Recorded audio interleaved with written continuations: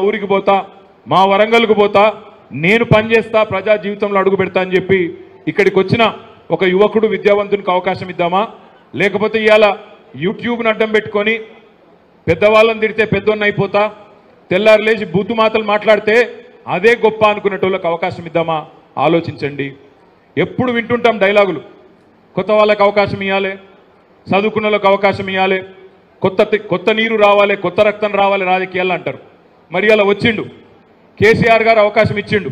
ఒక gold మెడలిస్ట్కు, ఇంజనీర్కు, master చదువుకున్నోనికి, అమెరికాలో exposure ఉన్నోనికి అదన్నీ ఇడిచిపెట్టి, లక్షల ఆదాయం ఇడిచిపెట్టి మీ దగ్గరకు వచ్చి మీతో పనిచేస్తా అనుకునే ఒక తమ్మునికి, మీలో ఒకనికి కేసీఆర్ అవకాశం ఇచ్చిండు. మరి అట్లాంటి సోదరుడికి మీరు రేపు ఓటేసే అవకాశం ఇస్తారా లేదా తిరస్కరిస్తారా? మీ చేతుల్లోనే తమ్ముడి భవిష్యత్తు ఉందనే మాట నేను మీకు విజ్ఞప్తి చేస్తా ఉన్నా. అసలు ఎందుకు వేయాలి రాకేష్ రెడ్డికి ఓటు? కేవలం ఆయన గుణగణాలు చూసేయాలన్నా, అవతలోడు లంగా అని చెప్పి ఆయన కోటేయద్దా అంటే అది కాదు. సరిగ్గా 6 నెలల కిందట నవంబర్ నెలలో రాష్ట్ర శాసనసభకు ఎన్నికలు వచ్చినాయి. మేము అందరం వచ్చినాం వరంగల్కి. కేసీఆర్ గారు వచ్చినారు, ఇక్కడ వేదిక మీద కూర్చున్న నాయకులు అందరూ వచ్చినాం.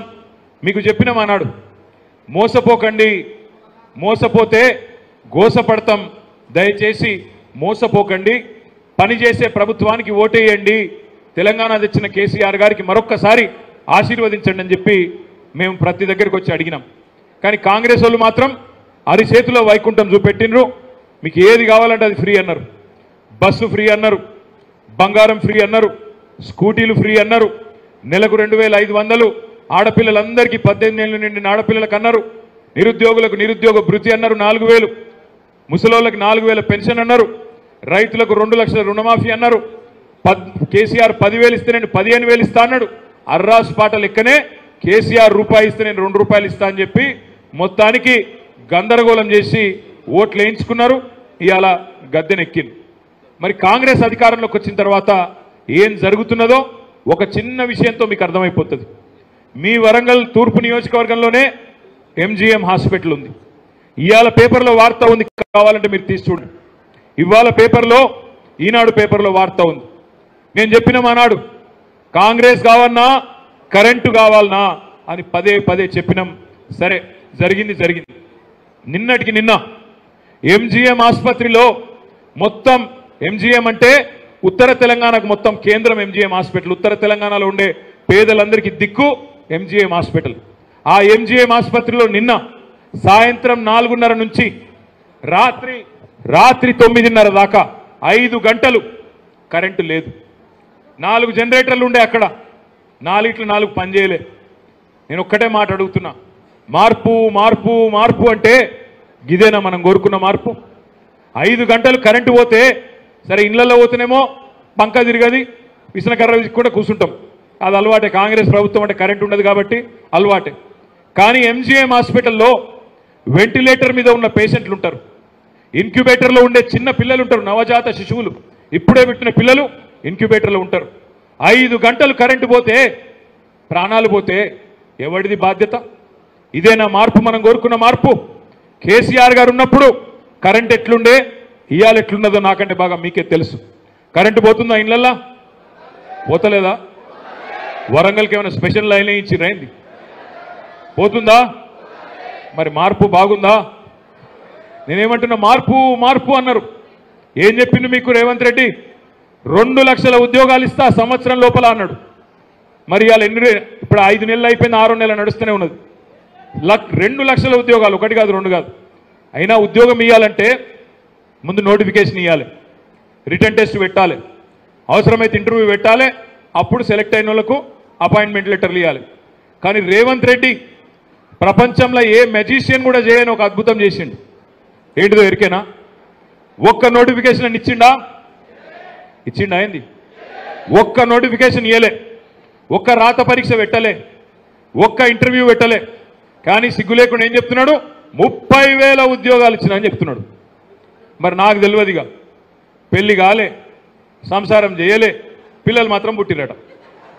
ఇది ఎట్లా సాధ్యం? నాకు అర్థం కాదు. ఇక ప్రపంచంలో ఇంతకంటే పెద్ద మ్యాజిక్ ఏమైనా ఉంటుందా? నేను అందుకే అడుగుతున్నా, ఇంకెన్ని రోజులు మోసపోదాం? మోసానికి 6 నెలల కిందనే గురైనాం. 2 లక్షల రుణమాఫీ అన్నాడు రైతులకు. ఇక్కడ కూర్చున్న వాళ్ళలో ఒకసారి రైతు బిడ్డలు చేయలేవట్టండి. రైతు బిడ్డలు, రైతు కుటుంబాల నుంచి వచ్చిన వాళ్ళు మీరు ఆలోచన చేయాలా. 2 లక్షల రుణమాఫీ అన్నారు, అయిందా? కేసీఆర్ 10,000 ఇస్తుండే, నేను 15,000 ఇస్తా అన్నాడు, ఇచ్చిండా? రేవంత్ రెడ్డి ఎంత గొప్పోడంటే కేసీఆర్ ఉన్నప్పుడేమో రైతు బంధు నాట్లప్పుడు పడుతుండే, రేవంత్ రెడ్డి వచ్చినాక ఓట్లప్పుడు పడుతుంది రైతు బంధు. డిసెంబర్లో ఇవ్వాల్సిన రైతు బంధు మేల ఇచ్చి అది కూడా ఏదో చాలా గొప్ప పని చేసినట్టు పోజులు కొడతా ఉన్నాడు రేవంత్ రెడ్డి. కేసీఆర్ గారు ఓన్లీ భూస్వాములను పట్టించుకుంటుండు, నేను కౌలు రైతులకు కూడా నేను ఇస్తా 15,000 అన్నాడు. ఒక్క కౌలు రైతు కన్నా ఇచ్చిండా? రైతు కూలీలకు నెలకు 1,000 రూపాయలు ఇస్తా అన్నాడు, ఒక్కలకన్నా ఇచ్చిండా? రైతు బిడ్డలైన మీరు నిరుద్యోగులు, గ్రాడ్యుయేట్లు ఒక మాట ఆలోచన చేయండి. 2 లక్షల ఉద్యోగాలు ఇస్తా అన్నాడు, ఒక్క నోటిఫికేషన్ ఇయ్యలే. మీకు మాట ఇచ్చిండు, ఏమన్నాడు? ఒక్క ప్రవేశ పరీక్షకు కూడా, ఒక్క ఎంట్రన్స్ టెస్ట్ కూడా పైసలు తీసుకోను అన్నాడు, రూపాయి రుసుముండది అన్నాడు, మేనిఫెస్టోలో పెట్టిండు. కేసీఆర్ ఇక టెట్ రాసిన వాళ్ళు ఉన్నారు, ఎవరన్నా టెట్ రాసిన వాళ్ళు ఉన్నారా? టీచర్ ఎలిజిబిలిటీ టెస్ట్ కేసీఆర్ ఉన్నప్పుడు ఎంతమ్మా ఫీజు? 400. రేవంత్ రెడ్డి ప్రభుత్వం వచ్చినాక ఎంత అయింది? 2,000 కదా. అచ్చా లేడీస్కి డిస్కౌంట్ ఇచ్చిండేమో 1000, 2,000. 400 దాన్ని 2,000 చేసిండు. ప్రవేశ పరీక్ష రుసుము పెట్టా అన్నాడు, 2,000 చేసిండు. నేను మీకు ఇదంతా ఎందుకు చెప్తున్నా అంటే, అన్నం ఉడికిందా లేదా తెలుసుకోవడానికి కుండ లోపల చేయి పెట్టాల్సిన అవసరం లేదు, ఒక్క మెతుకు ముట్టుకుంటే తెలిసిపోతుంది. రేవంత్ రెడ్డి ప్రభుత్వం ఎంత మోసగారి ప్రభుత్వమో తెలుసుకోవడానికి చిన్న ఉదాహరణ చాలు. ఇవాళ మీరు స్టేట్మెంట్ చూసింటారు పేపర్లలో. ఎలక్షన్లకు ముందేమో వరికి బోనస్ ఇస్తాం, అన్ని పంటలకు బోనస్ ఇస్తాం, బియ్యంకి వరి ధాన్యానికి కూడా బోనస్ ఇస్తామన్నాడు. మేనిఫెస్టోలో పెట్టిండు 2,183 ఎంఎస్పీ ఉన్నది, 500 బోనస్ కింటాల్కు కలిపితే 2,683 రూపాయలు ఇస్తా అని చెప్పిండు. 2,183 అంటే దొడ్డు వడ్లకు ఇచ్చిన ఎంఎస్పీ 2,183, దాని మీదకెళ్ళి 500 ఇస్తా అని మేనిఫెస్టోలో పెట్టిండు. నిన్న స్టేట్మెంట్ ఇచ్చిండు క్యాబినెట్ తర్వాత, దొడ్డు బియ్యంకి ఇయ్యం, సన్నాలకే ఇస్తామంటున్నాడు. సన్నాలు తెలంగాణలో పండించేది కేవలం 10-15% మాత్రమే, 85-90% పండించేది దొడ్డు బియ్యం. అసలు యాసంగిలో తెలంగాణలో సన్నాలు వండాయి, దొడ్డు వడ్లే వండుతాయి. ఇది కూడా తెలియదు రేవంత్ రెడ్డికి. మరి తెలియదా, తెలిసి మోసం చేస్తుండా, అది మనకు తెలియదు. దయచేసి నేను మిమ్మల్ని కోరేది ఏంటంటే, ఇట్లా ఒకటి కాదు, మోసాల పరంపర సాగుతున్నది. స్కూటీలు వచ్చినాయా? తులం బంగారం ఇస్తానని ఇచ్చిండా? 1,00,000 పెళ్లిళ్ళు అయినాయి. ఒక్క ముఖ్యమంత్రి గారి పేరు మీద మార్కెట్లో పతారా లేదా, గిరాకీ లేదా? బంగారం షాప్ వాడు అడిగి తీయడా? ఉద్దరా తులం బంగారం దొరుకుతలేదా ముఖ్యమంత్రికి? తులం బంగారం కాదు, తులం ఇనుము కూడా ఇయ్యడు వాడు. యాద పెట్టుకోరు మీరు, తులం ఇనుము కూడా ఇయ్యడు. ఎందుకంటే పచ్చి మోసగాళ్ళు, కేవలం ఓట్ల కోసం చెప్పిన మాటలు. దయచేసి నేను మిమ్మల్ని అడిగేదల్లా ఒక్కటే, రేపు ఎవరు అడగాలి మరి శాసన మండలిలో ఏమాయని 2 లక్షల ఉద్యోగాల కథ అని అడిగేటోడు ఉండాలన్నా వద్దా? తీన్మార్ మల్లన్న అంటే ఆయనకు ఓటేస్తే ఏం చేస్తాడు? ఆయనే ఒకటే పని చేస్తాడు, తెల్లారు లేస్తే బాకాలు ఉదుతాడు, తెల్లారు లేస్తే డప్పు కొడతాడు రేవంత్ రెడ్డికి. ఇప్పుడు కావాల్సింది బాకాలు ఉదేటోళ్ళు కాదు, రేవంత్ రెడ్డి బాజా బజాయించేటోళ్ళు కావాలి. అందుకే రాకేష్ రెడ్డి కోటేమని కోరుతా ఉన్నా. అందుకే గట్టి గలమున్న వరంగల్ బిడ్డ మీవాడు, మీలో ఒకడు, వరంగల్ పౌరుషమున్నోడు రేపు అక్కడ శాసన మండలిలో కూర్చుంటే గల్లావట్టి అడుగుతాడు, ఏమాయ నిరుద్యోగ భృతి 4,000 రూపాయలు ఇస్తానో ఏడవైంది అని అడుగుతాడు. ఏమాయ మరి ఎంట్రన్స్ టెస్ట్లకు పైసలు తీసుకోనన్నావు, ఎందుకు తీసుకుంటున్నావు అని చెప్పి రేపు గల్లావట్టి అడుగుతాడు. ఏమాయ ఒక రైతు బిడ్డగా అడుగుతున్నా రుణమాఫీ ఏమాయ అని చెప్పి రేపు నిలదీస్తాడు. ఒకటి కాదు 420 హామీలు ఉన్నాయి అడిగేతందుకు. మరి అడిగేటోడు ఉండాలన్నా ఉండొద్దా? అడిగేటోడు ఉండాలి. ఈ సమయంలో కావాల్సింది అధికార స్వరాలు కాదు, ధిక్కార స్వరాలు కావాలి, నిలదీసేటోళ్ళు కావాలి. ఈ ఒక్క ఎమ్మెల్సీ ఓడిపోతే కాంగ్రెస్ ప్రభుత్వం ఏం కూలిపోదు. కానీ రాకేష్ రెడ్డి గెలిస్తే ఏమవుతుంది? ఒక జలక్ తలుగుతుంది. అబ్బో వీళ్ళు విద్యావంతులు 34 నియోజకవర్గాల్లో 3 ఉమ్మడి జిల్లాల పరిధిలో వీళ్ళందరికీ కూడా ఆల్రెడీ తెలిసిపోయింది మోసగాళ్ళమని. తప్పకుండా మాకు బుద్ధి చెప్తారు, రేపటి రోజున సమాజాన్ని మేలుకొల్పుతారు వీళ్ళు అనే భయం కాంగ్రెస్ పార్టీని ఆవహిస్తుంది, భయపెడుతుంది కాంగ్రెస్ పార్టీని. ఆ భయం లేకపోతే అన్నీ ఎగ్గొడతారు. అన్ని మాటలు ఇచ్చిన 6 గ్యారంటీలు ఇంకోటి అన్నీ ఎగ్గొట్టి అవతల పడే ప్రయత్నం చేస్తారు. నేను మీ అందరితో ప్రార్థించేది ఒకటే, ఈ ఎన్నిక ఎందుకు కీలకం అంటే సమాజాన్ని మేలుకొల్పవలసింది విద్యావంతులు, సమాజానికి దిశానిర్దేశం చేయవలసింది, దిక్సూచిగా మారవలసింది, జరుగుతున్న వర్తమాన రాజకీయాల పట్ల అవగాహన కల్పించాల్సింది మీరు గనక మేలుకోకపోతే, మీరు గనక వాస్తవాలను ప్రజల ముందుంచకపోతే, ప్రభుత్వాలు ఆడుతున్న డ్రామాలను చెప్పకపోతే తప్పు చేసిన వాళ్ళం అవుతాం. ఇవాళ మీ వరంగల్లో ఎంజీఎం హాస్పిటల్ 24 అంతస్తుల ఎంజీఎం హాస్పిటల్ కేసీఆర్ గారు ఉన్నప్పుడు దాదాపు పూర్తి చేసినాం. అసలు దసరాకే ప్రారంభిద్దాం అనుకున్నాం, పోయిన దసరాకి. ఇవాళ నేను ఇప్పుడు ఇక్కడికి వస్తుంటే చూసిన ఎక్కడి హాస్పిటల్ అక్కడనే ఆగిపోయింది. ఉన్న మెషిన్లన్నీ తీసుకొని పోయినరు. 5-6 నెలలు అయింది. ఏమైందని నేను అడిగిన అధికారులను. అడిగితే వాళ్ళు చెప్తున్నారు, సార్ ఇక్కడ ఉండే ఎల్ఎన్టీ సంస్థ కడుతుండే వాళ్ళని బెదిరించినట్టున్నారు, బెదిరించే వరకు వాళ్ళు తట్టపార వారేసి వెళ్ళిపోయినరు. మరి ఇవాళ పని అయిపోయింది ఎక్కడికక్కడ అని చెప్తున్నారు. ఎవరి కోసం కట్టిండు కేసీఆర్ 24 అంతస్తుల హాస్పిటల్? మీ వరంగల్ కోసం, ఇక్కడ ఉండే ఖమ్మం కోసం, ఇక్కడ ఉండే పట్టణంలో ఉండే పేదల కోసమే కదా. అంత అద్భుతమైన హాస్పిటల్ తెలంగాణలో కాదు, భారతదేశంలో ఎక్కడా లేని హాస్పిటల్ మీకోసం వరంగల్లో కేసీఆర్ కడితే దాన్ని ఆపిన దౌర్భాగ్యపు పార్టీ కాంగ్రెస్ పార్టీకి ఓటేద్దామా ఆలోచించండి. కష్టపడి ఇదే వరంగల్లో మీరు హైదరాబాద్కి పోయి బెంగళూరుకు పోయే అవసరం లేకుండా ఇక్కడికి ఐటీ కంపెనీలు తేవాలని చెప్పి టెక్ మహీంద్రాని తెచ్చినాం, జెన్పాక్ని తెచ్చినాం. టీసీఎస్ విషయంలో పైరవి నడుస్తూనే ఉండే, ఈ లోపల ప్రభుత్వం పోయింది. 7-8 కంపెనీలు తెచ్చినాం. దురదృష్టం చెప్తా ఉన్నా మీకు నేను. బాధ ఎక్కడ అనిపిస్తుందంటే, కొత్త పరిశ్రమలు తెచ్చే మొఖాలు వీళ్ళకి ఎట్లాగూ లేవు, వీళ్ళకంత సినిమా లేదు, వీళ్ళ మొఖాలు చూసి వచ్చేటోడు కూడా లేడు. కానీ ఉన్న పరిశ్రమలు ఆపుకునే తెలివి కూడా లేదు. టెక్ మహీంద్రా ఇలా వరంగల్కి వెళ్ళి వెళ్ళిపోతున్నది. టెక్ మహీంద్రా వరంగల్కి వెళ్ళి వెళ్ళిపోతా ఉన్నది. మరి ఇట్లాంటి దిక్కుమాలిన గవర్నమెంట్కి మళ్ళీ ఓటేసి మీరే గొప్పవాలని చెప్పి వరంగల్ నుంచి టెక్ మహీంద్రా వెళ్ళిపోతున్నది. ఎంజీఎం హాస్పిటల్లో 5 గంటలు కరెంటు పోతున్నది. 24 అంతస్తుల హాస్పిటల్ ఆగిపోయింది.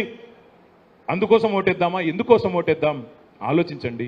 దయచేసి నేను మీ అందరితో ప్రార్థించేది ఒకటే, రేపటి రోజున రాజకీయాల్లో చదువుకున్న వాళ్ళు, విద్యావంతులు, డాక్టర్ ఆర్ఎస్ ప్రవీణ్ లాంటి వాళ్ళు, రాకేష్ రెడ్డి లాంటి వాళ్ళు, బాల్కా సుమన్ లాంటి వాళ్ళు, డాక్టర్ సంజయ్ గారు లాంటి వాళ్ళు, మా సోదరులు చదువుకున్న వాళ్ళు రాజకీయాల్లోకి రావాలి అంటే, ఉత్సాహం ఉండాలి అంటే, మంచి వాళ్ళని ప్రోత్సహిస్తే, మంచి వాళ్ళని వెన్నుతట్టి, నడువు తమ్ముడు నీ వెనుక ఎవరు లేకపోయినా మేమున్నామని మీరు ధైర్యం ఇస్తే ఇంకింతమంది వస్తారు.